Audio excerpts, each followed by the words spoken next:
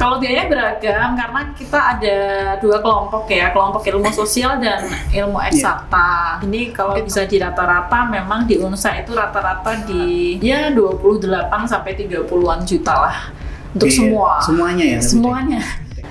Astrid Widayani adalah seorang edupreneur yang namanya sudah dikenal banyak orang. Astrid saat ini juga menjabat sebagai Ketua Yayasan UNSA dan Akparta. Kali ini, Tribun akan berbincang tentang penerimaan mahasiswa baru atau PMB di UNSA. Sekaligus, kita juga akan berbincang tentang kisah sukses Astrid.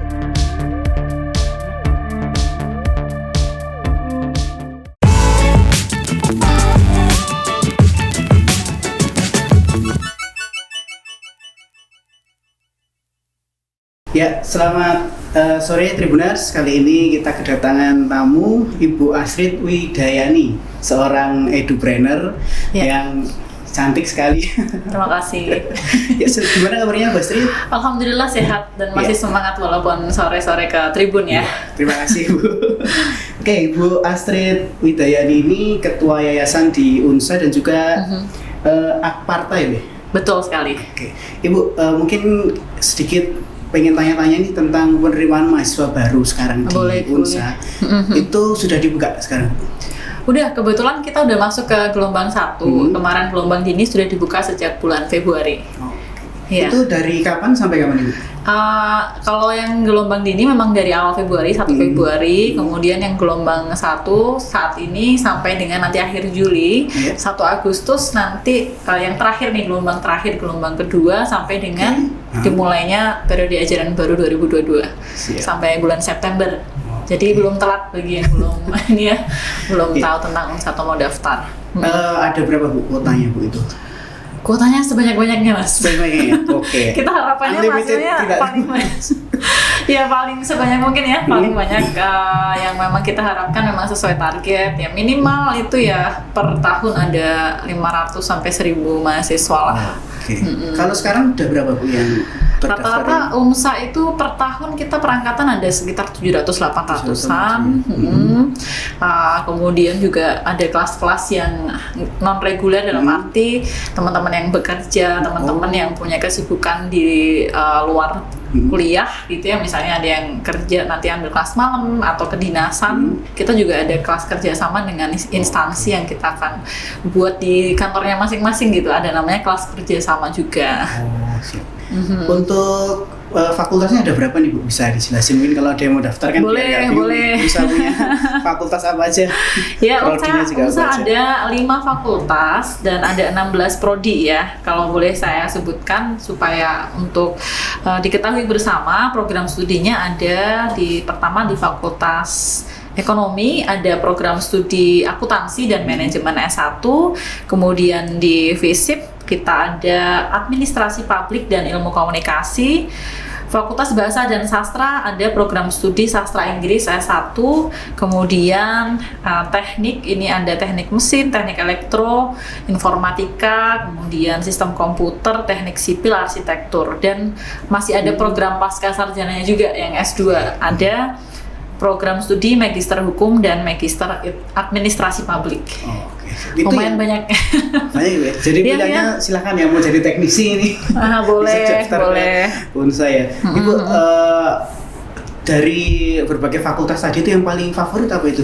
Yang paling favorit sampai saat ini di Fakultas Hukum yang paling banyak mahasiswanya, banyak juga yang memang masih dinas di kepolisian atau di kedinasan yang sifatnya membutuhkan jenjang di S1 atau S2 ilmu hukum juga banyak yang ke UNSA, termasuk banyak anggota dewan juga ya yang belajar lagi S2 di UNSA. Berarti mahasiswa UNSA itu malah polisi, dewan. Oh iya.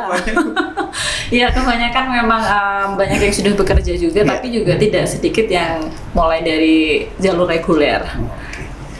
Kalau untuk yang bekerja tadi seperti apa Bu nanti perkuliahannya Bu? Apakah malam atau sesuai? Yang sudah bekerja ada 2 pilihan. Tadi sudah saya sebutkan ada kelas malam. Kelas malam itu biasanya disebut juga dengan kelas eksekutif. Di mana kelas eksekutif itu memang ditujukan untuk teman-teman yang pengen kuliah tapi sambil bekerja. Jadi pagi sampai sore dia bisa bekerja, kemudian malamnya bisa kuliah, dan itu lebih fleksibel juga untuk waktunya.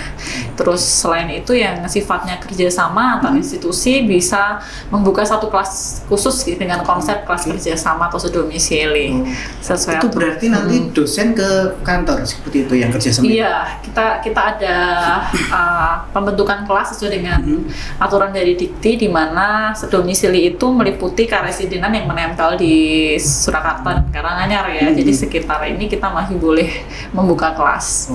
Gitu. Jadi bisa diselenggarakan di kantornya masing-masing atau dinasnya masing-masing. Sudah berapa Bu yang bekerja sama itu untuk yang kelas? Wah, banyak banget itu? Mas, udah banyak banget. Udah banyak sampai sekarang banget. Bisa disebutkan Bu ya? Mudah-mudahan bisa bertambah. Kalau bisa dibilang kalau kita per pemerintah daerah ya, gitu di Pemda masing-masing. Iya, dari kabupaten-kabupaten, dari Kota Madia itu beberapa juga sudah ada kerjasama, di bawahnya juga kedinasan juga sudah ada kerjasama tersendiri. Masing-masing beda-beda sesuai dengan kebutuhan. Ada yang dari mungkin dinas pendidikan, ada yang mungkin beda-beda sih Mas, banyak banget di bawah pemerintah daerah juga, ada pula juga yang kelas swasta. Itu kalau syaratnya mau membuka kelas kerjasama itu apa Bu? Biasanya secara umum kelas dimanapun ada minimal kuota juga. Dengan penyelenggaraan harapannya operasionalnya bisa lebih efisien, yaitu minimal 15-20 nanti sudah bisa menyelenggarakan kelas sendiri. Siap. Itu mungkin bicara ini Bu, saya itu kan tadi dikatakan ada DPR, pejabat daerah ya, bupati seperti itu ya. Termasuk bupati, betul? Ada ya Bu? Ada. Lulusan langsung jadi bupati. Iya loh. Itu ada bupati mana aja Bu yang pernah kuliah di dulu Pak Mariono ya, yang dari Karanganyar, kemudian juga saya nggak bisa nyebutin satu-satu, takutnya nggak sesuai dengan etika dari privasinya masing-masing. Yang pasti dari pejabat daerah, kemudian pimpinan-pimpinan di kedinasan juga beberapa ada gitu. Kalau untuk UNSA ini seperti apa Bu? Mungkin bisa diceritakan habit atau kebiasaan pendidikan di UNSA seperti itu? Mungkin ada yang ditekankan lebih ke daring atau tadi apalagi sekarang udah sejak corona ya Bu ya? Blended atau seperti apa itu?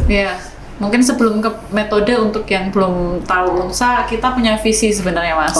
Visi kita itu menjadi salah satu perguruan tinggi yang menciptakan lulusan terutama yang berdaya saing di bidang kewirausahaan. Jadi sempat kemarin beberapa waktu yang lalu pun kita mengadakan webinar internasional kaitannya untuk membangkitkan bagaimana mahasiswa itu mempunyai mindset entrepreneurship gitu. Jadi nggak cuma lulus bisa jadi wirausaha, tapi sejak di kampus kita berikan pembelajaran dan pemahaman tentang kewirausahaan. Bahkan di UNSA ada satu biro khusus pusat untuk inovasi dan kewirausahaan UNSA. Kalau berbicara metode, saya kira sekarang hampir semua sama ya. Sudah mengarah ke offline. Tidak 100% semua langsung offline. Sebagian juga dosen ada yang masih menginginkan online sehubungan dengan beberapa siswa yang mungkin di luar Solo atau di luar Jawa. Tapi di sisi lain ini juga sudah mulai diberlakukan beberapa kelas yang di kampus juga. Jadi bisa dikatakan blended gitu. Bu, tadi mungkin diceritakan tentang entrepreneur gitu ya. Yang lebih ditekankan ke mahasiswa apa itu Bu?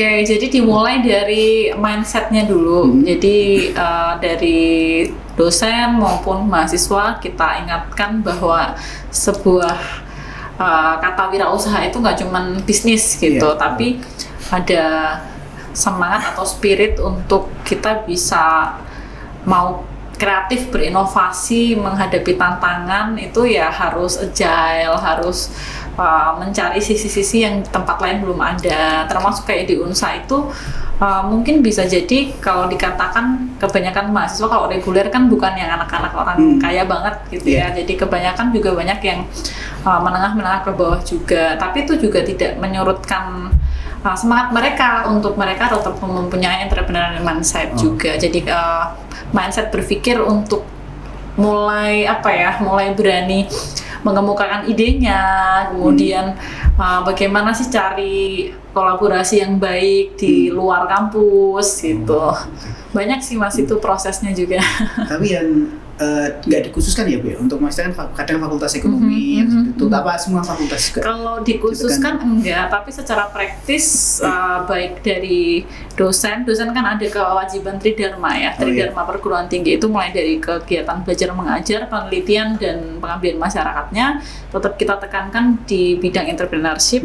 Tetapi kalau untuk mahasiswa memang lebih ke arah apa ya, lebih ke arah sekarang kan juga ada MBKM, ada kegiatan-kegiatan juga yang memang mahasiswa harus mulai terjun ke lapangan. Dulu saya pernah juga membawa mahasiswa itu ke beberapa industri langsung untuk melihat, oh ternyata kalau kerja di misalnya perusahaan ekspor itu seperti ini prosesnya, atau perusahaan garment itu seperti ini prosesnya. Jadi dengan berbagai macam sudut pandang itu harapan kami tidak hanya dari sekedar bisnis tadi ya, tetapi ada mindset untuk tidak mudah menyerah, kemudian bagaimana mengawali sebuah proses bisnis yang besar mulai dari kecil. Jadi semangatnya ya dari mahasiswa spiritnya. Bu, kalau bicara tadi kan sudah ada lulusan juga tentunya dari UNSA ya Bu. Mungkin hasil dari lulusan itu sekarang mungkin menyebarnya kemana sih itu Bu?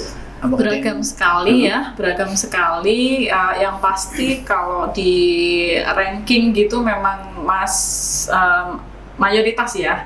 Jadi mayoritas dari mahasiswa UNSA kebanyakan memang di sektor kedinasan ya. Bahkan kalau saya beberapa kali ke beberapa teman-teman ASN yang masih muda-muda itu banyak juga yang dari UNSA, dan mereka banyak yang juga kembali bangun desa gitu ya, kembali ke desa untuk membangun desa gitu, maksudnya kembali ke desanya lagi. Ada yang kemarin saya dengar ada jadi Pak Lurah masih muda gitu, senang juga. Itu mungkin tadi dari semangat apa ya? Betul, tadi betul. Ya, jadi entrepreneur itu endingnya nggak hanya jadi pebisnis sebenarnya, tapi kalau saya lihat ke anak-anak yang memang mereka punya passion di bidang perdagangan gitu, yang memang mereka pengen bisnis baru ya, banyak juga yang saya lihat mereka mulai jualan online dan lain sebagainya.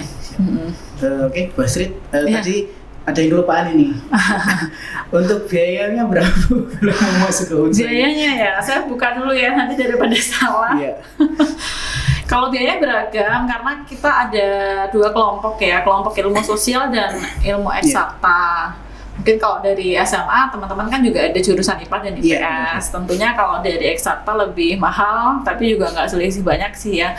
Ini kalau bisa di rata-rata memang di UNSA itu rata-rata di di totalnya di angka ya 28 sampai 30-an juta lah untuk semuanya dan UKT kita juga sudah kita gabungkan menjadi uang kuliah tunggal, jadi nggak yang per SKS berapa kemudian dikali per semester dan seterusnya nanti intinya mulai dari pendaftaran dulu 300.000, kemudian UKT semester 1 dan itu pun bisa dicicil. Masuk ke UKT semester 2 sampai 8 itu sudah ada tabelnya masing-masing nanti. Per program studi relatif berbeda juga, jadi nggak bisa saya sebutkan di sini. Oke, mungkin ini ada yang menarik tentang UNSA ya. Jadi UNSA itu satu-satunya kampus yang menyediakan beasiswa olahraga ya, benar itu? Iya, banyak mahasiswa yang menjadi atlet di UNSA. Itu mulai dari atlet menjadi atlet. Kalau mau ikut itu gimana Bu? Ini para atlet yang mungkin nonton nanti, kalau pengen daftar lewat itu jalur beasiswa itu, caranya seperti apa itu? Betul. Jadi sudah mungkin berapa ya, 15 tahun lebih ya kita dikenal dengan kampus yang melahirkan banyak atlet-atlet profesional, khususnya dari bidang bola. Tapi nggak cuma sepak bola aja sih, banyak. Kayak kemarin ada mahasiswa kita yang meraih medali dari tenis, kemudian dari futsal juga. Siapa itu? Mungkin bisa disebutin. Tegar ya namanya, nama lengkapnya siapa? Nanti cek aja di IG-nya UNSA. Cek ke IG-nya UNSA. @UNSA official ya, nanti ada update-update mahasiswa berprestasi di situ juga. Intinya dari teman-teman kalau punya prestasi olahraga khususnya ya, ataupun prestasi lain dari seni budaya, monggo. Nanti kita sediakan ada beasiswa yayasan gitu yang memang kita peruntukkan untuk teman-teman yang punya prestasi. Itu kuota ada berapa Bu? Ada kuotanya. Iya, berapa? Kita awal menjaring biasanya sampai 50-an mahasiswa. Lumayan banyak loh. Lumayan banyak, cuman untuk seiring perjalanan waktunya memang tetap kita filter lagi. Karena ada juga yang kita kasih beasiswa terus semangat kuliahnya jadi menurun, jadi sering di lapangan daripada di kampusnya kayak gitu. Tapi tetap ada itu ya, walaupun dapat beasiswa nanti itu ya tetap dilihat lah di kampus seperti apa. Iya betul, tetap ada evaluasi dari masing-masing prodinya juga. Siap. Tapi itu yang daftar biasanya sampai berapa Bu? Kalau begitu dibuka gitu yang beasiswa pendidikan, beasiswa olahraga tadi? Banyak Mas, banyak, karena itu sampai biasanya informasi ratusan sih ya, kalau ribuan nggak sampai, cuman setiap informasi kita update karena kita sudah ada komunitas di masing-masing liga kampung gitu kali ya, di kelurahan atau kecamatan gitu kalau nggak salah, itu kan mereka ada, jadi pemain-pemain bola kita ajarin, terus kemudian ada audisinya, ya audisi benar-benar audisi gitu, untuk menjaring bakat-bakat yang dari daerah yang memang mungkin mereka bakatnya di bola daripada belajarnya, tapi kan kita dorong untuk tetap mengembangkan pendidikannya di UNSA. Berarti UNSA ini juga mendorong itu ya, bibit-bibit unggul olahraga. Iya, kebetulan memang sudah lama sekali almarhum Bapak ya, selaku pendiri itu menjadikan UNSA itu sebagai tempat untuk belajarnya para atlet. Ya. Itu apa ya Bu ya? Katanya kemarin yang dapat medali. Iya betul. Siapa itu Bu? Mungkin bisa di. Supaya saya kan mahasiswanya banyak ya Mas ya, jadi nggak hafal nama-namanya. Tapi ada ya menang Asian Games dia medali emas. Ada sebentar ya. Bisa dicek dulu di UNSA official. Bahkan kemarin setelah Asian Games ada juga pesta olahraga antar mahasiswa se-Indonesia. Nah kita juga menang gitu ya. Ini ada Mas Tegar Abdi Satrio Wibowo, ada Mbak Laili Rahmawati Ulfa, ada Mas Luki Chandra Kurniawan. Banyak sekali. Banyak yang volley juga ada. Ini kan belum masuk semua nih. Yang futsal ada namanya Mas Guntur Sulistyo Wibowo. Nah program studinya juga beragam. Ada yang dari hukum, ada yang dari ekonomi gitu. Siap Ibu. Ibu mungkin sedikit pengen ngulik-ngulik tentang kegiatan Ibu di luar UNSA. Boleh, silahkan. Tadi katanya mau ada buka lembaga baru gitu Bu. Apa itu Bu? Dua lembaga baru. Iya. Bisa dijelasin mungkin? Tadi sempat ngobrol-ngobrol yang memang bulan depan saya ada launching program baru, tapi sebenarnya bukan lembaga baru. Itu sudah ada lembaga yang kita kelola sejak tahun 90-an malah. Kalau pernah dengar Akparta Surakarta, sekolah pariwisata pertama di Solo, salah satu yang terbesar setelah Stipari ya, ada Stipari, ada Akparta pada waktu itu. Kemudian di tahun 2000 pertengahan memang take over ke grup kampus kami di UNSA. Nah, ini kebetulan tahun 2002 ada perubahan bentuk gitu untuk institusinya, yang mana Akparta ini tidak lagi fokus ke D3 tetapi ke short course atau training center. Nanti bulan depan kita akan launching satu program dari Akparta ini menjadi Surakarta Tourism Academy, karena semua materinya, kurikulumnya kita siapkan pariwisata yang berbasis internasional. Jadi yang benar-benar siap, mereka dikirim ke kapal pesiar, kemudian mereka juga nanti mau belajar digital tourism, event management, itu akan kita siapkan kelasnya semua. Tapi kalau yayasannya masih satu yayasan ya? Dua yayasan yang berbeda, tapi kebetulan saya sama-sama ketuanya. Diborong sama-sama Bastri. Terus yang satunya program ini bukan program baru, tetapi lebih ke aplikasi ya. Jadi kita membuat sebuah sistem informasi yang membantu teman-teman mungkin pengen belajar, nggak sempet nih kuliah gitu, atau nggak sempet nih masuk ke kelas, tapi pengen mengembangkan diri dan sertifikasi profesi gitu ya. Itu nanti kita siapkan ada satu laman baru yang namanya edusif.id. Edusif ini nanti bisa dipilih siapapun yang mau ikut, tidak hanya orang yang mau kuliah tetapi juga siapapun yang mereka butuh untuk peningkatan karir, kemudian penguatan soft skill seperti itu. Jadi semua akan nyambung ke edusif untuk sertifikasi di berbagai bidang, dan kita akan langsung menghubungkan dengan industri, karena itu memang cita-citanya pendidikan tinggi Indonesia, link and match dengan industri. Berarti tadi ada program, ada aplikasi gitu ya? Iya, mohon doanya. Launchingnya kapan Bu rencana itu? Bulan depan. Bulan depan ya? Iya. Nanti berarti fokus kegiatan di pariwisata juga semua atau? pariwisata yang di Surakarta Tourism Academy-nya. Kalau yang edusif dia lebih mungkin semacam marketplace tapi ke pendidikan dan pelatihan, sertifikasi juga. Itu nanti seperti apa? Maksudnya aplikasi orang bisa login di situ terus bisa. Ya pilih, mau pilih pelatihan atau mau pilih sertifikasi, gitu ya? Terus mau pilih tempat magang di industrinya, gitu. Atau lihat lowongan-lowongan pekerjaan di industri terdekat. Gitu. Jadi nggak ribet, lengkap ya. Jadi kalau misal wah ini bagus sekali kalau di launching ya berarti ya. Tinggal lihat. Nanti harus undang Tribun kayaknya. Siap Ibu. Iya. Oke, berarti untuk tadi udah dijelasin. Sekarang lebih ke sedikit ngulik profilnya Ibu Astrid juga ya. Boleh. Tadi kan Ibu udah cerita dia apa diborong gitu maksudnya yayasan. Semuanya itu sebenarnya dulu gimana Bu Ibu dari mungkin bisa diceritakan sedikit dari awal Ibu berkarir sampai sekarang itu seperti apa ceritanya Bu? Iya, awalnya dulu saya juga sebagai dosen sama gitu di bidang pendidikan, tapi kebetulan memang background keluarga saya mempunyai yayasan yang bergerak di pendidikan tinggi. Nah dari situ otomatis kan saya harus melanjutkan apa yang sudah dirintis oleh keluarga. Tapi di sisi lain saya sebagai generasi penerus punya bukan tuntutan tapi ada amanah ya untuk bagaimana sih bisa mengembangkan pendidikan ini sejalan dengan kebutuhan zaman sekarang. Kalau kita hanya bertahan di satu institusi saja di UNSA, sekarang juga banyak sekali ya tumbuh universitas-universitas baru. Kalau boleh dibilang di masing-masing kabupaten tuh hampir semua akan ada gitu, yang penggabungan dari kampus-kampus kecil untuk menjadi satu universitas besar. Tapi di satu sisi kebutuhan di industri kan tidak melulu lulusan dari kampus. Semua dibutuhkan, bukannya kampus nggak penting ya. Kampus penting, kemudian pelatihan penting, sertifikasi juga nggak kalah penting. Jadi semua penting. Di situ saya mulai berpikir untuk sebagai generasi penerus ini mengembangkan semua usaha saya di lini pendidikan yang akan saling melengkapi satu sama lain. Tapi Ibu dulu dari dosen, kemudian terus megang yayasan.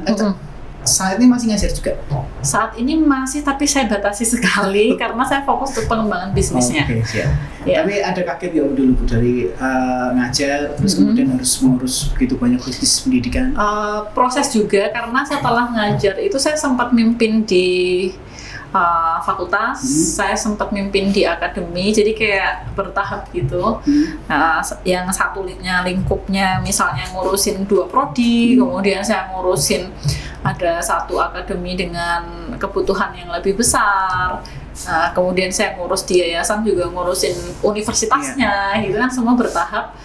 Kalau dibilang kaget enggak, tapi ya tantangannya semakin besar aja. Tapi di sisi lain banyak hal yang memang harus secara cepat saya sesuaikan. Ada pengalaman Bu, mungkin menarik untuk dibagi kepada kita ini? Mungkin pernah nggak sampai pusing, nggak tidur gitu?